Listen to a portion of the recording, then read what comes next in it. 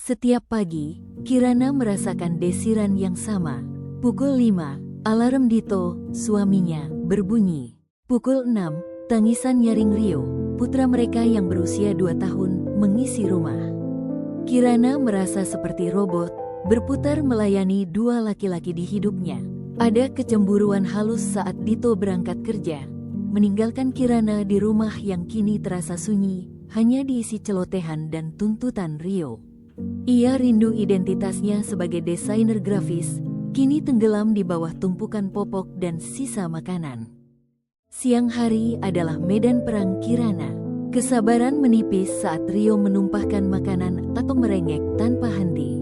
Ia mencoba mencari hiburan dari Dito, namun suaminya selalu sibuk dengan deadline besar di kantor.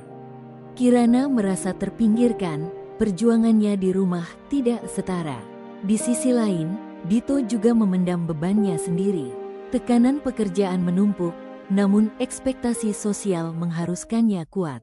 Ia merasa tidak bisa berbagi stresnya dengan Kirana, takut menambah beban sang istri. Masing-masing memikul beban sendirian, tanpa tahu bahwa yang lain juga merasakan hal yang sama. Kelelahan yang menumpuk akhirnya mencapai titik didih. Suatu malam, Dito bertanya mengapa Kirana murung.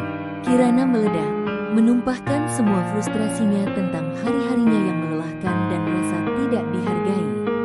Dito terkejut, merasa diserang, padahal ia pun lelah. Jurang komunikasi yang tak terlihat itu kini terbuka lebar.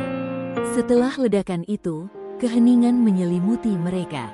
Dito, untuk pertama kalinya, mencoba melihat dari sudut pandang Kirana. Ia meminta maaf dan meminta Kirana bercerita. Kirana pun meluapkan segala tentang kesepian, kehilangan identitas, dan tekanan untuk menjadi ibu sempurna. Dito mendengarkan dengan saksama, menyadari bahwa ia telah mengabaikan perjuangan istrinya. Di saat yang sama, Kirana juga memahami beban yang dipikul Dito.